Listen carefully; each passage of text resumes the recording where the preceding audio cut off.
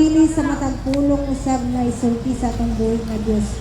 Muna importante gyud ay sa ato ang kinabuhi igsoon, no? Ang atong espiritu nga atong pakanon, no? Dili lang kay ang atong lawas, physical nga lawas, no, may atong patambukon, kung dili usab ang atong pong espiritu may atong patambukon sa pulong sa Ginoo. Kay kining lawas na to igsuon nga atong gidala karon igsuon, mubalik man na siya sa abo. Muna siya nga nindot jud ang espiritu may atong kanunay pakanon, no?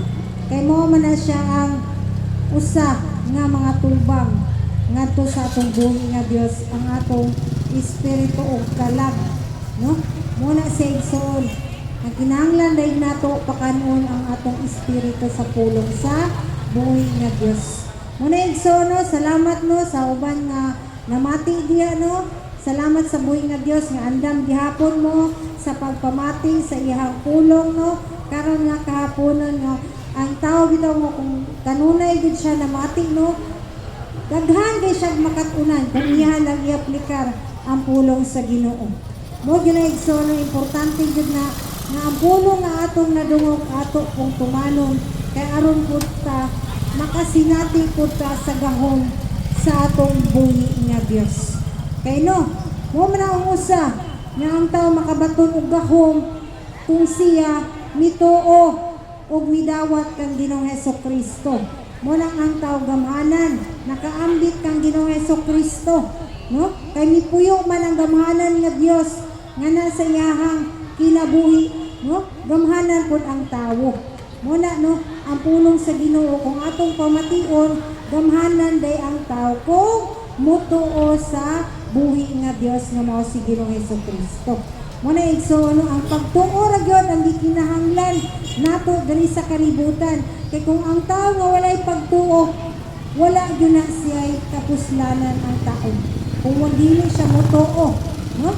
Kung ang yarang tuuhan ang mga kalibutanon diri sa kalibutan, kawang lagapon ang iyang mga pagtuo. Nga iyang nabatunan kaalam ba nining kalibutan na, no? Muna igsuon nga ato jung nga siguraduhon nga masabtan din nato ang pulong sa Ginoo, unsay bot ipasabot sa mga pulong sa Ginoo, pinagi pud sa giya sa balang espiritu. Kung ikaw seeking ka sa pagpaminaw sa pulong sa Ginoo, padaygan jud kay igsuon, no? Kay sa una igsoon nga kami nga wala pud ni pa nakabalo pud niini, no? Nga pagtulunan, no? Sama gyapon ni kaniadto sa mga tao nga wala gyapon nakabalo sa kamatuoran. Apan sa diyang sige migpamati sa pulong sa Ginoo, diha mitubo ang among pagtuo. Muna igsoon nga gikinahanglan jud ay nga mamati ta sa pulong sa Ginoo. Kay daghan day tag masayran kung ang pulong nagaling sa Ginoo nga atong pamation, no? Kay kami sa una wala gid pud ni hanaw, no? Wala mi kamatuoran. Kay dili lagi pud magbasa sa pulong sa Ginoo. Apan sa diyang naablihan na ang espirituhanong sa labutan igsuon, no? Nindot day kaayo ang saad sa atong buhi nga Dios. Iya gid ay kang gimahal, no? Iya kang gihigugma. Muna ang taon moingon din sila nga walay Dios tungod kay wala man nila nasinati ang gugma sa Dios. Kay nganong moingon ang tao nga walay Dios? Kay wala man po sila'y panahon sa Dios. Muna nga kung panahon na sila musangpit kung na'y problema, muna nga dili gina siya sila tubagon. Unya ra day muduol kung na'y problema. Dili unana atong buhi nga Dios nga unya ra ta muduol ko nagkinahanglan tayo. Kung sa panahon no, di ta magkinahanglan, dili lugar ta mo makigistorya si Ginoo. Dili ko na siya igsono, dili ko na siya angay nga atong nanaon na lang ba nga muduol ra ta kung naatay kinahanglanon. Nga muduol ra ba kung wala na gyud paingnan, labi na mahurot na ang kwarta. No, wala na gyud kalaing nga kadangpan. Kay kasagara ang tawag gyud igsono kung wala gyud siya pulong sa Ginoo, musalig gyud siya sa tao. Kaati nga ang tao may makasulbad sa iyang problema, pero dili di ay. Kaya ang Ginoo kung imo siyang duulan, kung musalig ka mutuo ka sa iyaha, ang Ginoo namuhat na day siya kasulbaran sa imong mga problema igsoon. Muna igsoon ang pulong sa Ginoo karon nga kahapon. Kung atong gimbasahon igsoon nga ang pinaagi day sa pagtuo diha day motubo ang atong pagtuo sa atong buhi nga Dios kung kanunay ta namati sa iyahang mga pulong, kung kanunay natong pamation ba, kaya kung kanunay po ka namati sa pulong sa tao, ang imo pong mabatunan pulong ra pud sa tao, mga unsa pa diha nga mga balita nga imong nasayran ngadto sa mga tao, mora po na imuhang na tun-an. Pero nindot gyud ang pulong sa Ginoo igsoon kung kanunayon na to pamation. Ilabi na karon unaron nga mga adlaw, Lunes, na ay mag-share sa pulong sa Ginoo. Ayaw gyud ikuan igsoon. Ayaw gyud isalikway o ayaw gyud siya kanang kinahanglan gyud imo nga imo gyud siyang kanang pamation gyud og imo dayong ikinabuhi. Kay mao na among gibuhat sa dihang nakadungog ni sa pulong sa Ginoo. Among gikinabuhi igsoon, munang nasinati namo ang mga milagro nga gikan sa Dios. Kay amo man gikinabuhi ang pulong sa Ginoo. Ilabi na kung naa kay balatian.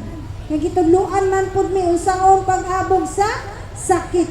Muna igsoon ang atong tukion karon igsoon, aron kamo pud masayod sa kamatuoran. Muna ang gugma sa atong buhi nga Dios nga gipaabot nga na sa tibuok katawhan nga sultihan aron ang tao dili maulipon sa sakit, dili maulipon sa mga problema.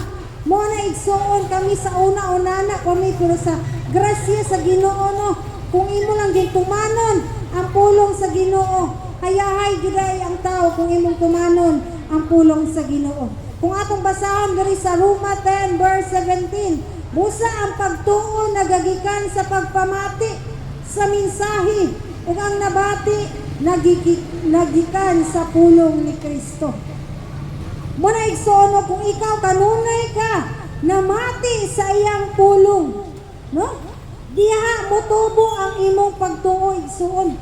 Kay sa una namati raman pud ni sa una igsoon sa pulong sa Ginoo at sa dihang na ablihan among espirituhanon hala unana di ay ang sakit mo din ang sakit day nagagikan day na sa sala. Mo na igsoon amo kung i-share pud sa inyo karon masayod pud mo sa kamatuoran amo gyapon ning balik-balikon bisan na gina-share na ninamo tuod kay naapoy tawo nga wala ko pud nakadungog niini. Mo nang gabalik-balikon ang iyang pulong aron ang tawo nga ang sakit di ay ang hinungdan di ay sa balatian sa tao kini ding atong mga binuatan nga mga sala. Mao din ang hinungdan igsoon nga magkasakit ang tawo. Kay na-experience yun na mo igsoon sa una pa nga wala kami nakabalo ato pagkadungog na mo sa pulong sa Ginoo. Naghinulsol mi nangayo migpasaylo sa buhi nga Dios. Salamat sa buhi nga Dios nga iyang saad iya yung pagatumanon igsoon.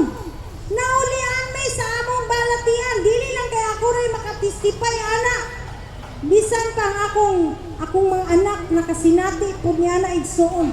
Sa dihang gipaak siya iro igsoon ako lang ni testimony. Gipaak siya iro. Ang sang hinungdan ngano pa ako na pud ang tao iro. Naagito siya nabuhat nga sala. Sa dihang gipaak siya igsoon dito sa Villanueva. Nagjogging man siya kay magbasketball lagi. Gigukod siya sa iro. Sa diyang gigukod siya sa iro, nihunong siya kay aron di siya paakon sa iro. Isa maninoon na igsoon, nga gipaak maninoon ng iyang paa. Moto igsoon nga, niulig balay. Gipaak o iro. Moto nga, anong gipaak man ka, pag hinulsol, pangayog pasaylo.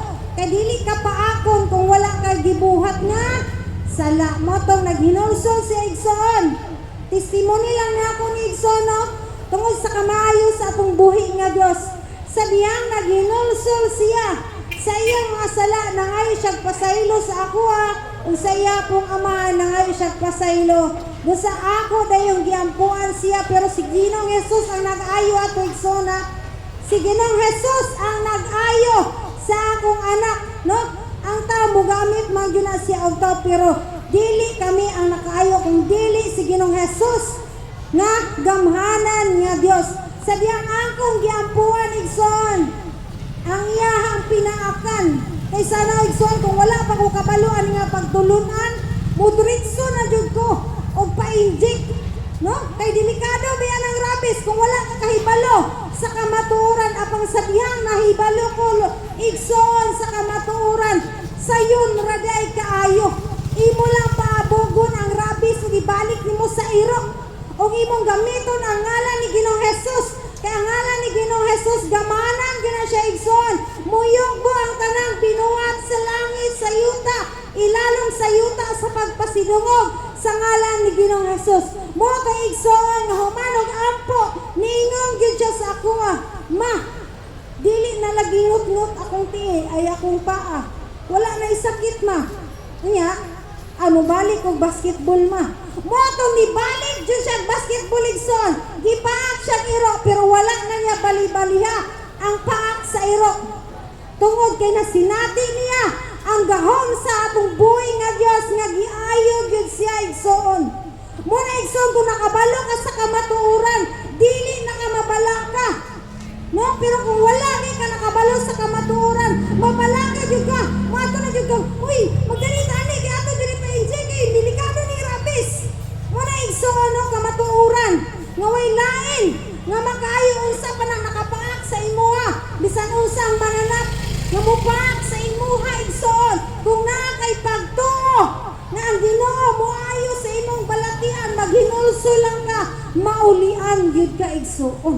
Mo nang milagro sa atong buhi nga Dios sa dihang motuo ka sa iyaha pero dili siya mamuhat sa imuha igsoon kung dili mo ka motuo sa iyaha.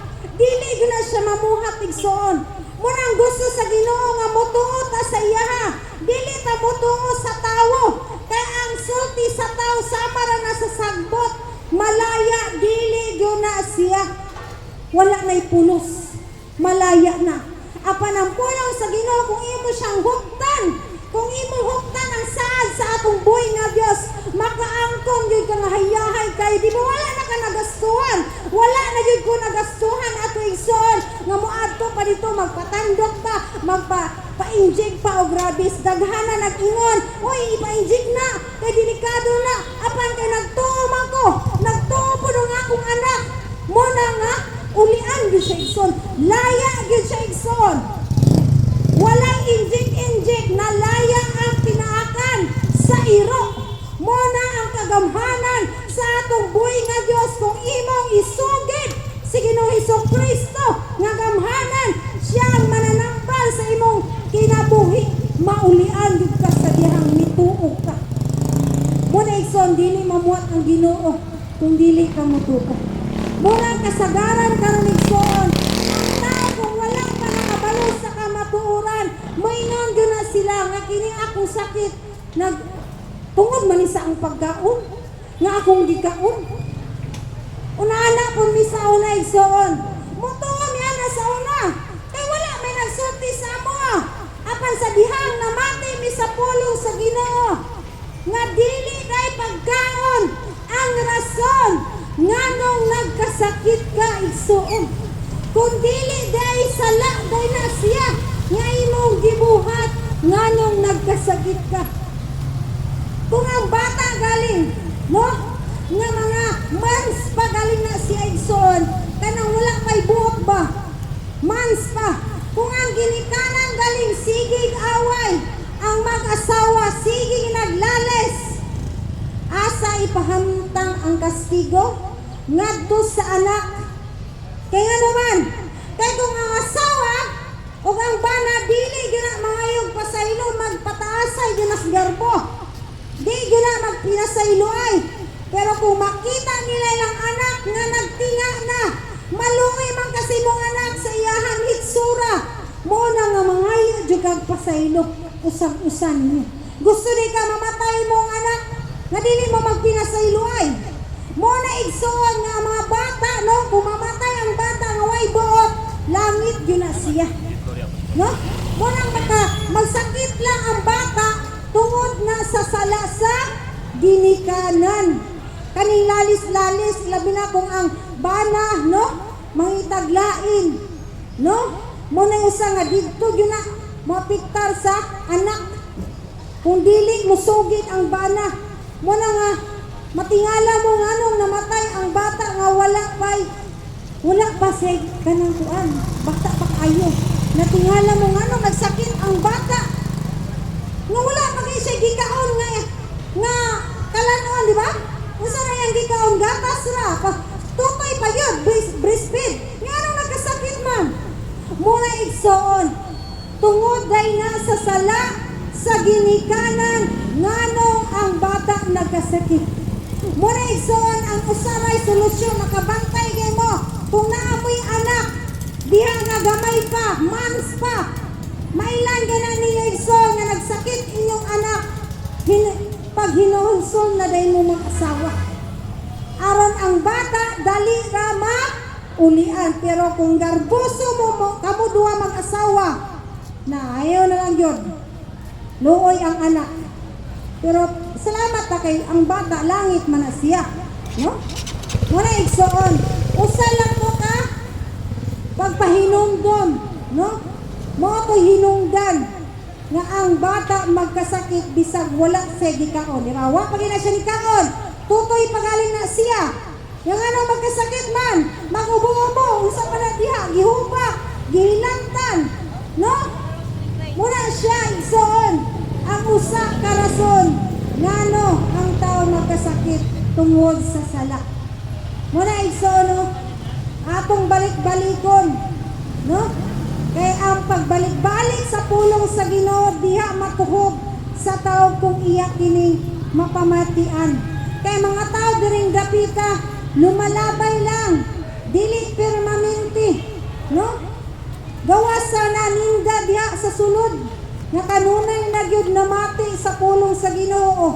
Apan salamat ta, no? Nga atong gituman ang iyahang pulong. Muna igsoon ang inungdan dyan sa sakit igsoon kung naa kay balatian diya nga gihambil bisan usaon pa na nimog mintin og tambal igsoon kung dili ka maghinulsol forever gyud ka nga magmintin niya ng tambal niya ka ng tambal kung kanunay na niya nimong imnon ang imong cells ana magkaluya mamatay imong cells. Munang ang tao nga sigig mintinan sa tambal, maluya. Nakabantay mo sa sigig niyong inom sa tambal, no? Naluya na mo, nabungog na yung ulo sa sigig inom sa mga dosage sa tambal. Tungod ang rason ana igsoon, nga no? Tungod kay wala ka pa nangayot pasaylo. Wala ka pa nangayot naghinulsol sa atong buhi nga Dios o sa atong isig kataway mong nasalan.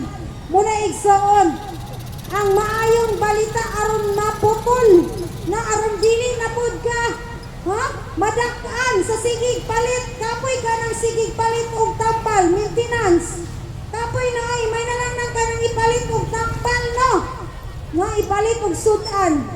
Muna igsoon kung makabalo lang kita sa kamatuoran, no? Kung ato lang yung i-aplikar ang pulong sa Ginoo, kung atong tumanon ba nga kung naagi kay balatian nga gihampin dia igsoon pagsusi sa imong kaugalingon kung asa ka nakasala pag-apo sa buhi nga Dios ilabi na kung nidawat na ka ni Ginoong Hesus, no? Kay kapila namin nagbalik-balik diri igsoon kung nidawat ka kag Ginoong Hesukristo sultihi si Ginoong Hesus, Lord asa magkuani asa ko nakasala, padaygan dayon ka igsoon kung asa nakasala. Di pa sayon ra, mangayon ng kagpasaylo kinasing-kasing. No? Dayon, mag-ampo ka sa buhi nga Diyos. Mura na siya igsoon, simple di kayo ang pamaagi unta sa atong buhi nga Diyos. Apan ang tao, gilusod-lisod yun sa tao. Sila ang mangitag paagi aron sila maulian. Nga naa na may Ginoo, nga nagpaabot nga muduol ka, nga muayos siya sa imuha. Dali lang ang tao nga dili gid sila musalig sa Dios kay gusto nila makita ang Ginoo nga muduol ug muhikat nga kaniya usaon na nga dili man makita atong buhi nga Dios. Ang gusto sa atong Ginoo igsoon nga mutuo ta kay bulan nga to mutuo igsoon ang gusto sa Ginoo nga mutuo una kita. Dusa ta makabaton og milagro sa atong buhi nga Dios. Igsoon, nganong magsakit mo tungod sa pagkaon? Tungod kay inyo mang gituuhan. No, kumingon galing ang tao. Ayaw ka nagumba og litson kay maka-high blood na. Nga ang imong pagtuo kay nitubo man. Lami ba kinang humpag litson nga gikuan lang gyud nga di ka makabakaon.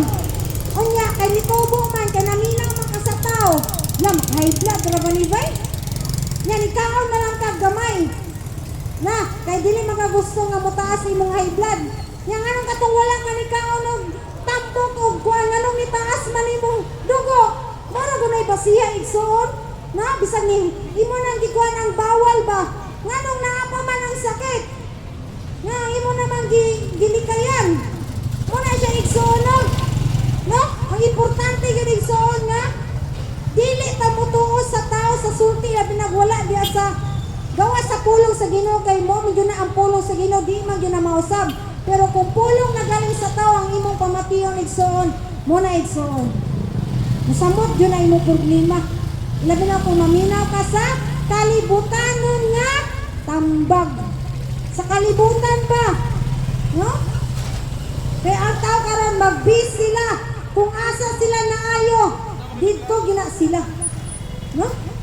Dili ni mo na masinato igsoon kung dili ka nimo ikuan ikugyan kang Ginoong Hesus ba nga imo jud siyang tuuhan nga Lord kabalo ko Lord nga gamhanan kang a Dios Lord mutuo ko nimo Lord nga ikaw gi mo ayo Lord kung kana bitoy mo mindset igsoon